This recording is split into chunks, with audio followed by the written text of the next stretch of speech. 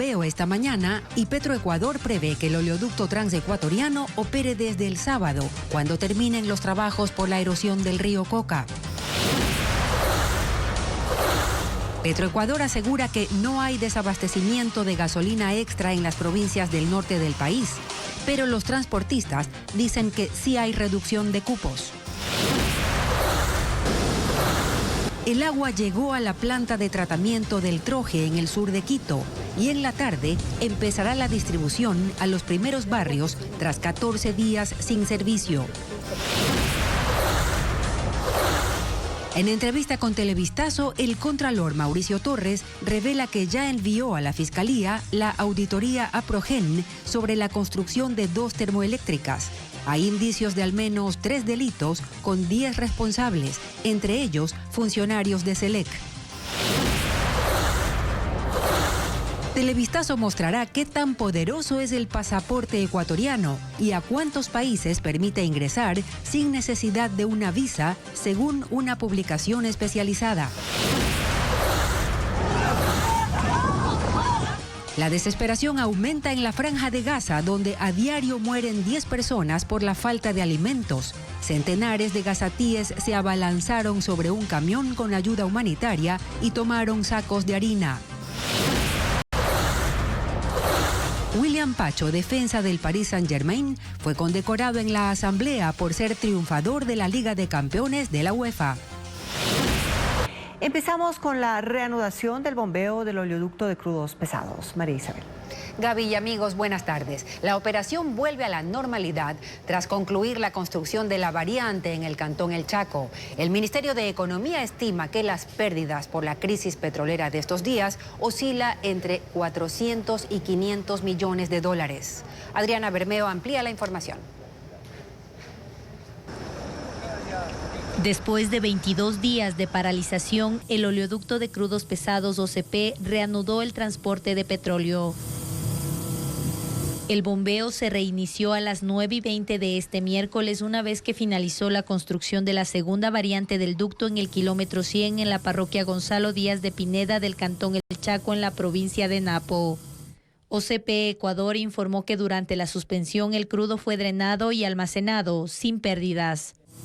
Antes de la emergencia, este oleoducto transportaba alrededor de 200.000 barriles diarios. Su capacidad es de 450.000 barriles. El oleoducto de crudos pesados suspendió sus operaciones el 1 de julio para proteger la tubería de la erosión del río Loco. Aún están fuera de operación el sistema de oleoducto transecuatoriano SOTE y el poliducto. Petroecuador dijo a Televistazo que el cronograma de trabajo marcha según lo planificado y que el SOTE volverá a transportar petróleo el sábado 26 de julio. La crisis petrolera representa pérdidas para el país de entre 400 y 500 millones de dólares, lo dijo la ministra de Economía, Sarija Moya, en una entrevista radial. Además, el pasado fin de semana se cancelaron 7 concursos para vender 15 millones de barriles de crudo que representan 900 millones de dólares de ingresos. Y Petroecuador descarta desabastecimiento de gasolina extra en algunas provincias del país. Asegura que el suministro se mantiene controlado y es suficiente para cubrir la demanda. En las estaciones de servicio, la venta de combustible se realiza con total normalidad y sin restricciones, como informa Hernán Higuera. En el terminal del Beaterio en el sur de Quito, el ingreso y la salida de tanqueros es habitual. Aunque los transportistas aseguran que hay restricción de cupos y que desde hace una semana sus camiones no salen llenos. Están dando, reducidos, pero están dando. Ok. ¿Qué problemas hay? ¿Qué les dicen? Que hay problemas en el SOTE y en el oleoducto. Sino que hay restricción para las gasolineras. Eso se ha sabido, de ahí no se ha sabido más. El presidente de la Cámara de Distribuidores de Combustibles, Ivo Rosero, afirma que el problema podría agravarse si la refinería de Esmeraldas sigue sin operar. Entonces, ya han empezado racionamientos, particularmente en el Beaterio en Quito, a las estaciones de servicio, y esto sí ha impactado a estaciones tanto de la ciudad capital de Quito como del norte del país. En las estaciones distribuidoras este miércoles el abastecimiento de combustible fue normal, sobre todo de gasolina extra. Estoy poniendo ya varios días combustible y la verdad que no he tenido ningún inconveniente. Todo como siempre, normal. Petroecuador en un comunicado reconoce que sí hay afectaciones operativas derivadas de los daños en la refinería de Esmeraldas y en las tuberías por la erosión del río Coca. Precisa que desde el Beaterio se despachan 850,000 galones diarios, equivalente a la demanda habitual, y que los terminales de Santo Domingo, Ambato y Riobamba abastecen otros 630,000 galones. Además, afirman que en la refinería de Xuxufindi, en Orellana, se está preparando gasolina extra. Según la petrolera estatal, no hay razón para racionamientos. El servicio de agua en el sur de Quito se restablecerá paulatinamente desde esta tarde. A las 7 de la mañana el líquido llegó a la planta potabilizadora El Troje luego de concluir los trabajos en el sistema La Mica Quito Sur. Carla Delgado sigue el tema. Luego de 14 días el agua empieza a retornar al sur de Quito. A la 1 de la madrugada de este miércoles concluyeron los trabajos de reparación en el sistema La Mica Quito Sur y se abrieron las compuertas. El agua llegó a esta planta luego de recorrer 47 kilómetros. La planta procesadora del Troje funciona desde el año 2000 y tiene la capacidad de procesar 780 litros por segundo. Solo esta piscina alberga 7.140 metros cúbicos de agua. Aquí, el agua cumple un proceso de potabilización y desinfección que toma alrededor de 4 horas. Luego se enviará a los tanques de distribución. Esto tomará alrededor de 3 horas más, según la gerente de operaciones de la empresa pública metropolitana de agua potable. No es un proceso que se da a la vez para todos, sino es de forma paulatina. Es como va en cadena. Inicialmente empezamos con una zona, esa se va llenando de acuerdo a las condiciones hidráulicas, a la estructuración hidráulica de las redes. Inicialmente sería la zona de Guamaní y Argelia y de ahí las siguientes, ¿no? Se estima que en 48 horas el servicio se restablezca en las 6 parroquias afectadas. El alcalde de Quito, Pavel Muñoz, llegó hasta la planta. Informó que el trabajo de reparación en La Mica tras la rotura en la tubería matriz de agua cruda por un deslave tuvo un costo de $500,000. Desde La Mica hasta este punto tenemos 46 kilómetros, entonces estamos haciendo un análisis de suelo de que en esos 46 kilómetros no volvamos a tener eventos de esta naturaleza. Lo otro es trabajar en una previsión hacia mediano y largo plazo. Estamos en el sistema Quito Sur La Mica. Tenemos el sistema Papayacta, tenemos el sistema Bellavista. La idea sería de alguna u otra manera tratar de conectar estos sistemas para que cuando esté faltando agua aquí la podamos traer, por ejemplo, de Papayacta. Muñoz además se pronunció sobre su ausencia esta mañana en la Comisión de Biodiversidad de la Asamblea. Lo convocaron para que dé explicaciones sobre el desabastecimiento de agua. Los órganos de fiscalización de las municipalidades son sus consejos cantonales. Y yo hace una semana atrás di toda una explicación convocada por mí mismo en el Consejo Cantonal. Así que agradezco la invitación, me hubiera gustado ir, pero no tengo tiempo en este momento. Esto mientras en los barrios continúan a la espera. Las autoridades hicieron un llamado a usar el agua con moderación para evitar intermitencias. La desesperación por la falta de comida aumenta en la Franja de Gaza. Centenares de toneladas de alimentos y 950 camiones con ayuda están represados en la frontera con Israel. Más de 100 organizaciones de derecho humanitario exigen al gobierno de Benjamín Netanyahu que abra la frontera para que los productos lleguen a miles de personas que están en situación de hambre. Unas 10 personas mueren cada día por falta de alimentos. Centenares de gazatíes se abalanzaron sobre un camión con ayuda humanitaria. La plataforma transportaba sacos de harina con el logo del Programa Mundial de Alimentos. Entró a Gaza por el cruce de Siquim, en el norte, en la frontera con Israel. Y es una escena que se repite a diario. Estas unidades son interceptadas y asaltadas en medio de la desesperación de la gente. En otro cruce, el de Kerem Shalom, el ejército israelí controla los suministros. Son centenares de toneladas de comida. Unos 950 camiones cargados con ayuda humanitaria que según Israel deben ser recogidos por organizaciones internacionales en Gaza, entidades que a su vez denuncian falta de seguridad en las rutas hacia los centros de distribución y acusan a Israel de mantener frenado el flujo. 100 ONGs han dado la voz de alarma, instando a los gobiernos a que actúen para forzar la apertura de todos los pasos terrestres para el cruce de agua y comida, medicinas y combustibles. El secretario general de la ONU, Antonio Guterres, dice que lo de Gaza es un espectáculo de terror. El Programa Mundial de Alimentos advierte que las condiciones actuales hacen insostenibles sus operaciones y denuncian que el hambre es ahora un arma de guerra. Pero el vocero del gobierno israelí, David Menzer, argumenta que la crisis por alimentos es culpa del grupo terrorista Hamas, que los camiones con ayuda que están en la frontera han sido ya inspeccionados y autorizados y que el cuello de botella es producto del sistema que tiene Naciones Unidas. Los trabajadores humanitarios en Gaza denuncian que los suministros están totalmente agotados y periodistas árabes en el enclave palestino han iniciado una huelga de hambre. El movimiento Estómagos Vacíos comenzó el 19 de julio. Vemos morir a niños, ancianos y mujeres embarazadas todos los días, declaró Abu Suud de la televisión yemení. Reportan que con esta crisis, ahora más grave, 10 personas mueren de hambre cada día en la franja de Gaza. La Asamblea Nacional condecoró al defensa William Pacho. Hola Luigi, cuéntanos. María Isabel y amigos, el jugador fue reconocido por sus logros deportivos como campeón de la Champions League y subcampeón del mundo con el Paris Saint-Germain. Patricio Díaz cubrió este evento en el Palacio Legislativo. William Pacho llegó minutos antes de las 11 de la mañana, hora prevista para la sesión del Pleno, aunque empezó unos 15 minutos después.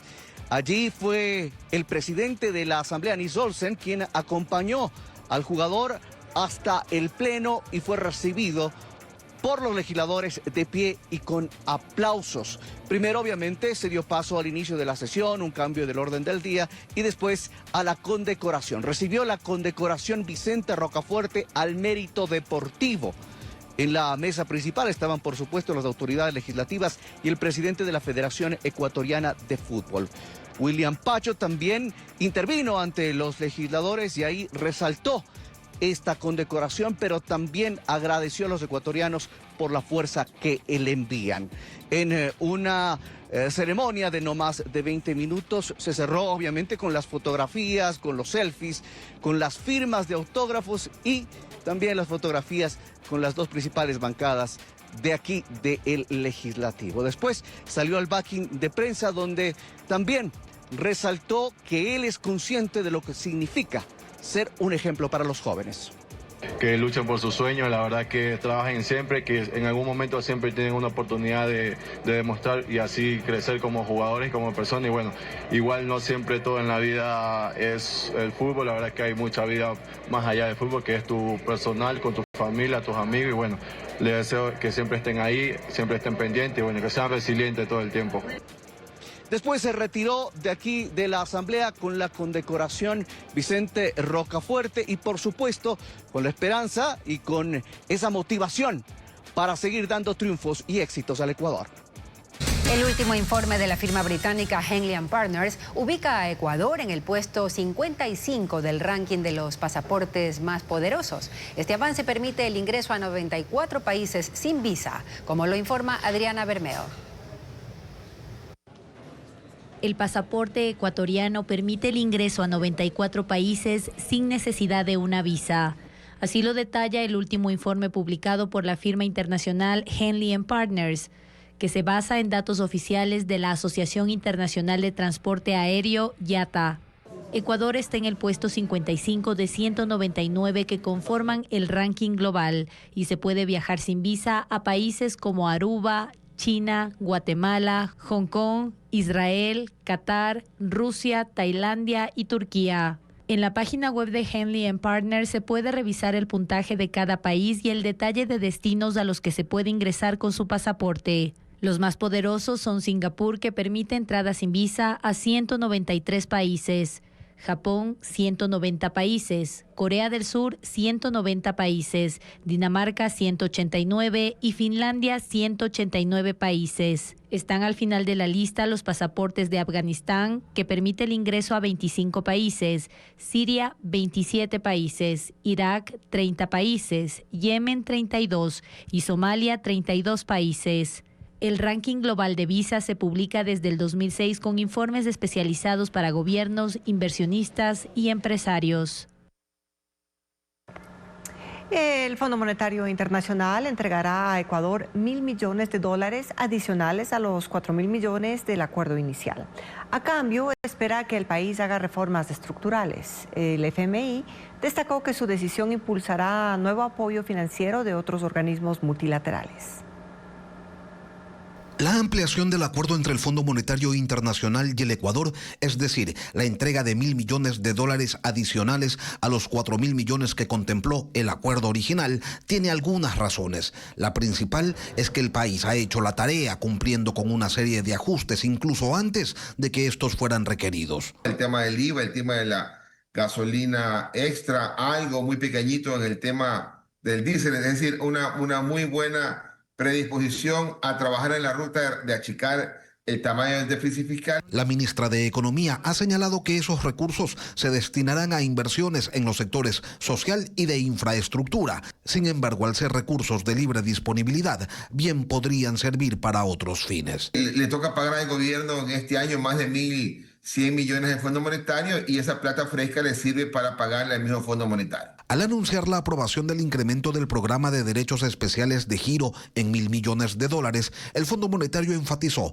que está a la espera de que el país continúe avanzando en la implementación de reformas estructurales y aunque no especifica cuáles son, tampoco son muchos los caminos. Ese 40% de subsidio a las pensiones de jubilación, eso es insostenible. En algún momento el gobierno tendrá que enfrentarlo, tendrá que tarde o temprano el gobierno ir a focalizar el tema del diésel. Otra reforma pendiente es el tema laboral. Entonces, si el gobierno dice, bueno, por aquí voy a ir caminando, entonces el Fondo Monetario cree que esas políticas que puede el gobierno ofrecer hacerlas en los siguientes 4 años, creo que van de la mano con el programa del Fondo Monetario. Las reformas deberían ejecutarse dentro del tiempo de duración del programa. Esto abre una ventana hasta mayo del 2028 para su implementación.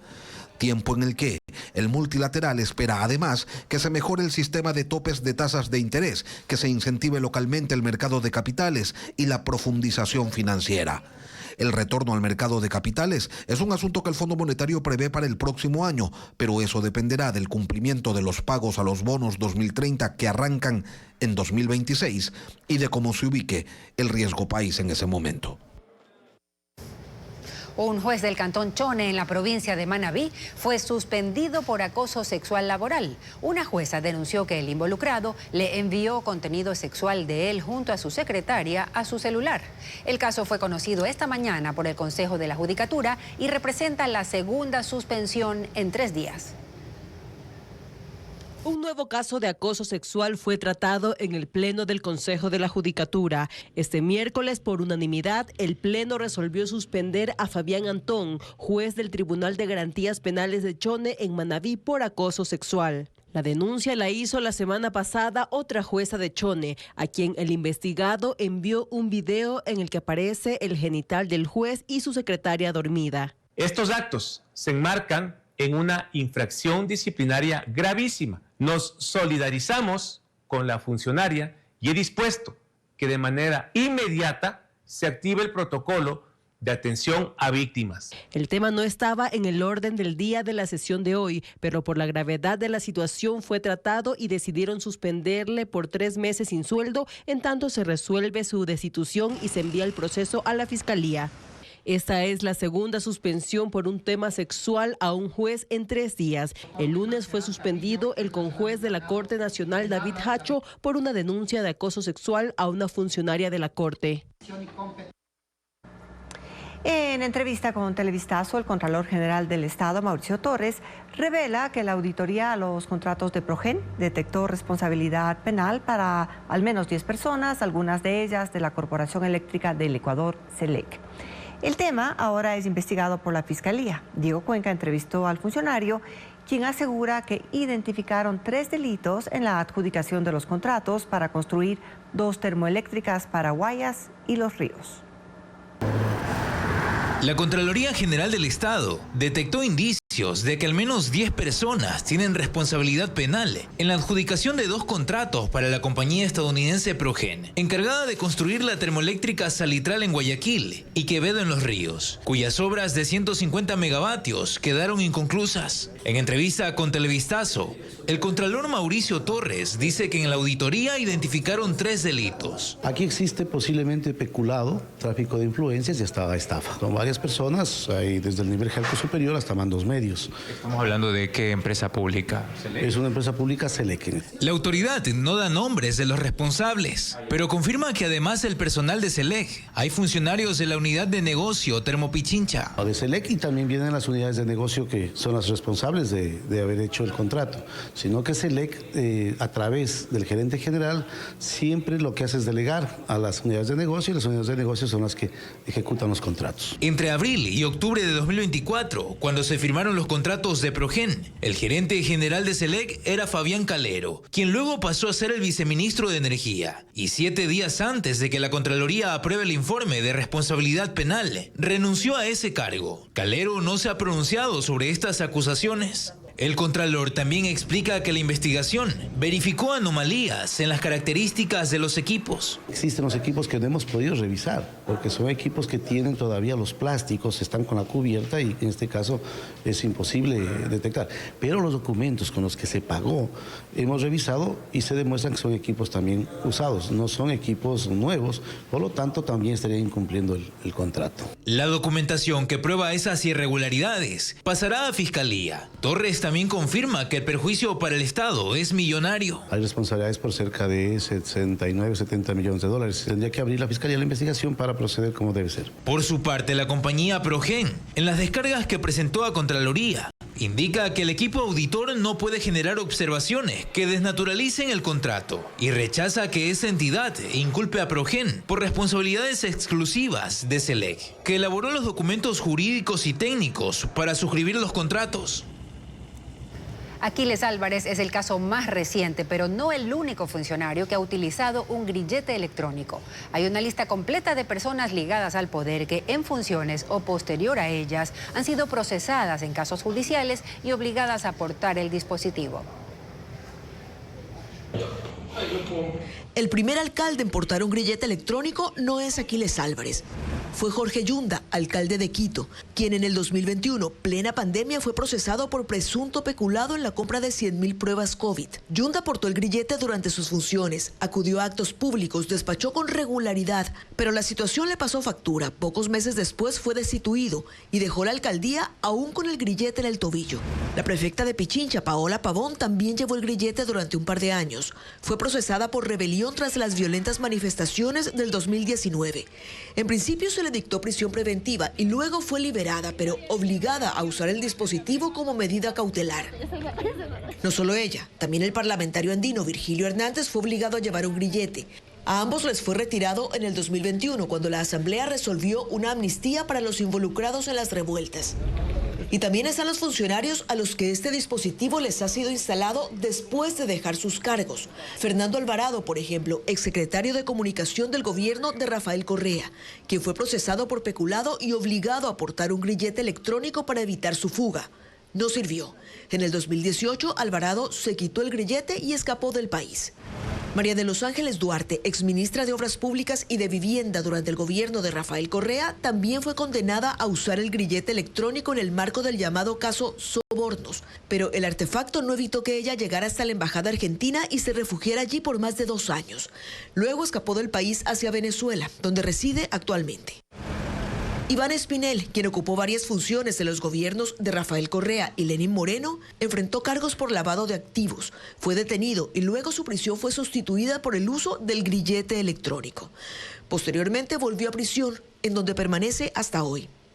Hay más nombres: Pamela Martínez, exasesora del presidente Rafael Correa; Laura Terán, exasesora de Martínez; Linda Guamán, exfuncionaria del municipio de Quito. Hasta Fernando Villavicencio utilizó un grillete electrónico por revelar información reservada durante el gobierno de Rafael Correa.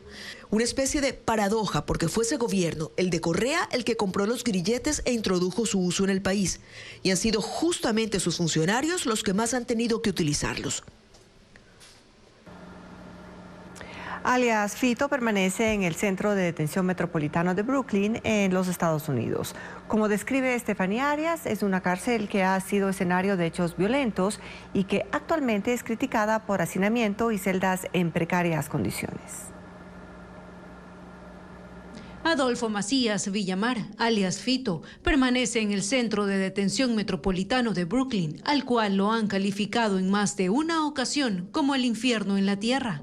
Es un edificio de 9 pisos en una zona industrial de Brooklyn y que alberga 1.239 presos entre hombres y mujeres, cifra que rebasa su capacidad límite, 1.000, según la Oficina Federal de Prisiones. Sumado a los hechos violentos, suicidios y celdas en precarias condiciones que se han denunciado en los últimos años por los mismos presos y por la televisión pública estadounidense. Por estas celdas de 5 metros cuadrados han pasado presos de alto nivel, como el narcotraficante Joaquín El Chapo Guzmán, y celebridades. De hecho, Fito coincide en este centro con el rapero Sean Diddy Combs. Hay un área de recreación al aire libre, un centro médico y un ala para programas educativos, pero no se conoce si Fito podrá usar estos espacios. El acceso al teléfono y visitas es limitado. Las luces permanecen encendidas 23 horas al día y los presos considerados de alto riesgo permanecen ese tiempo dentro de sus celdas bajo la vigilancia permanente de cámaras de seguridad. El sistema penitenciario de Estados Unidos impone medidas especiales de seguridad, como restricción en las visitas, control del correo y monitoreo constante, para evitar que el detenido mantenga contacto con el exterior y continúe operando desde la prisión. La situación de Fito es muy distinta a la que vivió cuando estuvo preso en la cárcel regional de Guayaquil, donde hasta celebró su cumpleaños 42 en 2022, con tortas, globos y fuegos artificiales. Fito tenía una celda individual y acceso a todo tipo de privilegios, como un sistema de telefonía satelital, un gimnasio. Podía recibir todo tipo de visitas a cualquier hora, y una de sus parejas ingresó oculta en una ambulancia. Macías Villamar también grabó un video musical en el interior del reclusorio. Es Adolfo Macías Villamar. Todo esto, que en teoría está prohibido, ocurrió a vista y paciencia de las distintas autoridades carcelarias.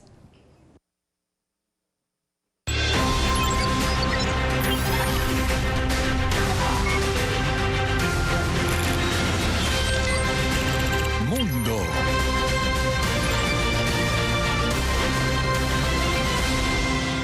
Estados Unidos comenzó a aplicar las nuevas tarifas para múltiples trámites migratorios. Además del incremento para la visa de turismo, hay costos más elevados para otros servicios y se eliminó la gratuidad de las solicitudes de asilo. Suben los costos de los trámites ante el Servicio de Ciudadanía e Inmigración de Estados Unidos. Según el gobierno, estos nuevos valores buscan cerrar las brechas en el financiamiento de los procesos migratorios y cubrir la enorme carga administrativa del sistema. Los extranjeros que presenten una solicitud de asilo, un trámite que anteriormente era gratuito, deberán pagar $100 por la gestión inicial y por cada renovación. La solicitud de refugio que el migrante realiza desde su país de origen aumentará de $630 a $1,000. El estatus de protección temporal TPS, antes costaba $50, subió a $550. Y el permiso de trabajo, que era gratuito, costará $550. Además del recargo adicional de $250 a las visas de turismo, estudio y trabajo temporal. Estos valores se ajustarán anualmente con base en la inflación del país, lo que obliga a las comunidades migrantes y a los estudios jurídicos a mantenerse informados sobre las actualizaciones para evitar rechazos y demoras en sus procesos. Miles de personas se manifestaron en Kiev y otras ciudades de Ucrania para exigir al presidente Volodymyr Zelensky que vete una ley que, según denuncian, pone en riesgo la lucha contra la corrupción en el país. La medida otorga al fiscal general un control ampliado sobre las investigaciones de 2 entidades clave, la Oficina Nacional Anticorrupción y la Fiscalía Especializada Anticorrupción. Los críticos advierten que esta reforma va a poner a ambos organismos bajo influencia directa del presidente. Erradicar la corrupción es fundamental para que Ucrania avance hacia su adhesión a la Unión Europea y mantenga el respaldo económico de los aliados de Occidente. Las inundaciones persisten en Filipinas debido a las lluvias monzónicas que se intensificaron tras el paso del tifón Wipa. Reportan 7 muertos, 8 desaparecidos y más de 1 millón de afectados, incluso en la capital Manila, que se declaró en estado de calamidad. El metro y las principales carreteras han quedado completamente anegadas. Los residentes piden al gobierno que trabaje en proyectos de drenaje y control de inundaciones para reducir el impacto de futuras tormentas. Un estudio de la SPOL revela que cocinar en espacios cerrados, sin ventilación, puede afectar la salud por la calidad del aire que se respira. ¿Cómo lo descubrieron y qué cambios se pueden hacer en casa? Vanessa Robles nos cuenta. Cocinar con la ventana cerrada, el aire acondicionado encendido y el extractor de humo apagado reduce hasta 4 días de vida por año. Ese fue el resultado del estudio sobre las emisiones de partículas en la preparación de comidas y su impacto en la salud, realizado por 6 investigadores de la Universidad de SPOL. Se prepararon 6 menús, 3 de frituras y 3 de guisados, propios de la cocina costeña. Cada uno se repitió 30 veces, midiendo durante las 180 preparaciones cómo variaba la calidad del aire en el entorno cerrado. Gladys Rincón, líder del estudio, detalló que midieron el material particulado, un polvo microscópico del ambiente que se concentra durante la elaboración de alimentos. El material particulado puede estar compuesto de metales, puede estar compuesto de azufre, puede estar compuesto de plomo. A medida que es más pequeño, es más peligroso. ¿Por qué es más peligroso? Porque como el ser más pequeño, él logra penetrar hasta las zonas más profundas de los pulmones. La investigación, que duró 2 años, también comprobó que freír la comida emite hasta un 700% más contaminantes microscópicos que guisarlas. La exposición continua a estas partículas podría conllevar enfermedades respiratorias o cardiovasculares. Si yo hago una fritura, 2 minutos después la concentración del material particulado en la cocina llega a ser 25 veces mayor que lo que considera la Organización Mundial de la Salud seguro para una persona, para la salud de una persona. Sin embargo, hay acciones concretas que pueden marcar la diferencia, como abrir puertas y ventanas por 30 minutos, encender extractores de aire, priorizar hervir o guisar antes que freír y alejar a personas con enfermedades respiratorias durante la cocción. El informe también hace un llamado a las autoridades para establecer normas de calidad del aire interior y políticas de viviendas saludables en el país.